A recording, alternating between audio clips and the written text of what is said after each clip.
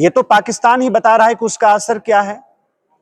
उसका जनरल ये कहता है कि हम सिंधु के लिए हम जंग लड़ेंगे क्योंकि वो हमारी जीवन रेखा है। तो आज भारत ने माननीय प्रधानमंत्री जी के नेतृत्व में पाकिस्तान के गर्दन पर हाथ रख दिया है और ये फैसला है कि आने वाले समय में एक बूंद भी पानी पाकिस्तान के अंदर नहीं जाएगा। कि समाजवादी पार्टी हो चाहे कांग्रेस पार्टी हो, इनकी प्रकृति ही ऐसी नहीं है कि ये भारत के साथ खड़ा हो। स्वभावतः दोष है इन लोगों का और इनकी प्रकृति नहीं है। थोड़ा और हम कड़े शब्द में कहें तो इनके खून में नहीं है। नमस्कार दर्शकों, खबरनवीस में आपका स्वागत है। अगर आपने खबरनवीस को सब्सक्राइब नहीं किया है तो इसे जरूर सब्सक्राइब करें और लेटेस्ट खबरों और अपडेट्स के लिए बेल आइकॉन को भी जरूर दबाएं। गाजीपुर में उत्तर प्रदेश के कद्दावर कैबिनेट मंत्री और भाजपा के फायर ब्रांड नेता Anil Rajbhar one nation one election के संदर्भ में आयोजित एक कार्यक्रम में गाजीपुर मेडिकल कॉलेज के सभागार में आए थे। इस दौरान उनका स्वागत भारतीय जनता पार्टी के वर्तमान अध्यक्ष ओम प्रकाश राय, पूर्व अध्यक्ष सुनील सिंह, भानु प्रताप सिंह के साथ भाजपा के स्थानीय नेता और कार्यकर्ताओं के साथ मौजूद लोगों ने बड़े ही गर्मजोशी से किया।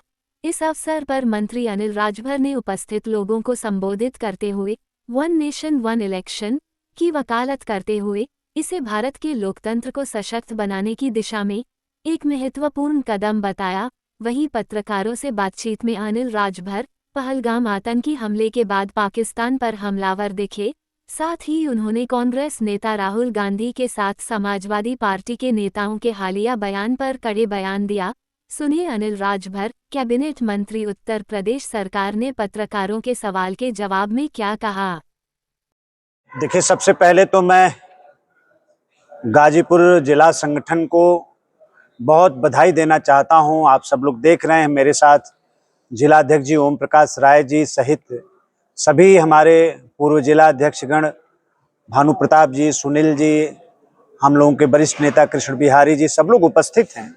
आप सबके सानिध्य और मार्गदर्शन में हमारे युवा मोर्चा के साथियों ने वन नेशन वन इलेक्शन विषय पर आज जो गोष्ठी यहाँ बुलाई, मैं बधाई देना चाहता हूँ कि बहुत ही सार्थक रही।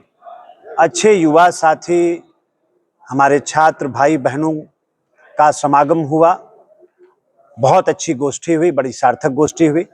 इस बात के लिए मैं सबसे पहले तो अपने संगठन को मैं बधाई देना चाहता हूँ और माननीय प्रधानमंत्री जी की सरकार का, मोदी जी की सरकार का इस बात के लिए अभिनंदन करना चाहता हूँ कि इतने बड़े विषय पर जिस तरह से आम जनता को उसमें शामिल करने का जो प्रयास है, आम जनता से जो विचार और सुझाव आमंत्रित मोदी जी की सरकार कर रही है, एक आम सहमति बनाने का जो प्रयास हो रहा है वो अभिनंदनीय है।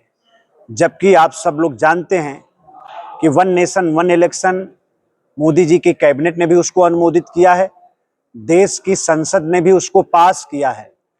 दोनों सदन, उच्च सदन भी और लोकसभा भी, सबने पास किया है। उसके बाद भी जेपीसी का गठन करना और जनता के बीच में इस विषय को लेकर जाना, लोकतंत्र के प्रति हमारा जो समर्पण है, लोकतंत्र का जो सम्मान है, मैं समझता हूं कि उसको प्रमाणित करते हुए आज ये विषय हम लोगों के सामने आया है।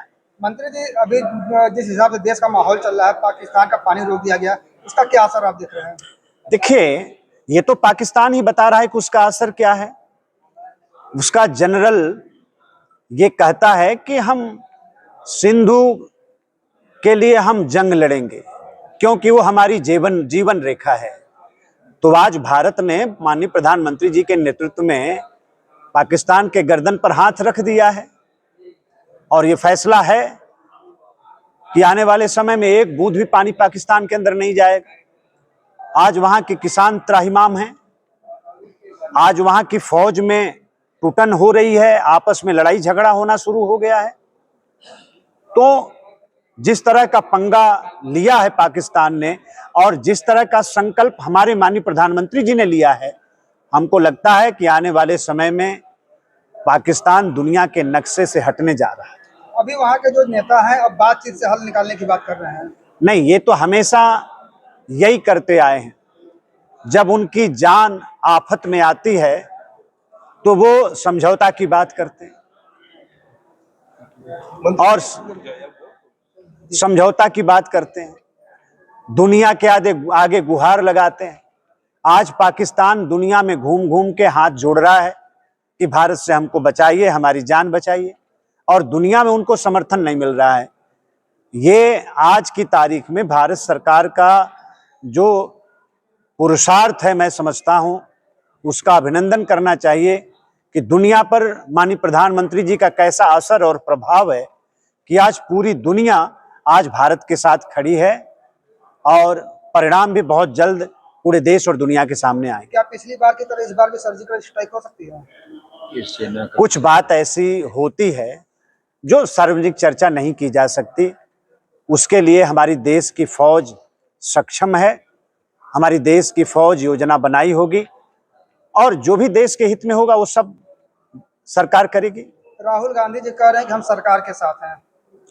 देखिए, राहुल गांधी जी क्या कह रहे हैं और उनके पार्टी के लोग क्या कह रहे हैं, और उनके जीजा जी क्या कह रहे हैं, कितना बड़ा विरोधाभास है। तो या तो राहुल गांधी का अपने पार्टी के ऊपर कोई कंट्रोल नहीं है, या सिर्फ वो कहते कुछ और हैं और अपने लोगों से कुछ और कहवाते हैं। अभी देखिएगा, जैसे जैसे कदम हम आगे बढ़ाते जाएंगे, वैसे वैसे इनका चेहरा बेनकाब होता जाएगा, वैसे वैसे ये सरकार के फैसलों से दूरी बनाना शुरू करेंगे। मंत्री जी, एक सवाल ये है कि जो समाजवादी पार्टी है, क्या वो सच में समाजवाद की बात करती है? क्योंकि अखिलेश यादव ने कहा कि हिमांशु हमारी पार्टी का नहीं है, राम गोपाल यादव कह रहे हैं कि हिंदू ही हिंदू को लड़ा रहा है, रॉबर्ट वाड्रा कुछ और कर रहे हैं, राहुल गांधी कुछ और कर रहे हैं। देखिए, समाजवादी पार्टी हो चाहे कांग्रेस पार्टी हो, इनकी प्रकृति ही ऐसी नहीं है कि ये भारत के साथ खड़ा हो। स्वभावतः दोष है इन लोगों का, और इनकी प्रकृति नहीं है। थोड़ा और हम कड़े शब्द में कहें तो इनके खून में नहीं है कि ये भारत के साथ खड़े हों।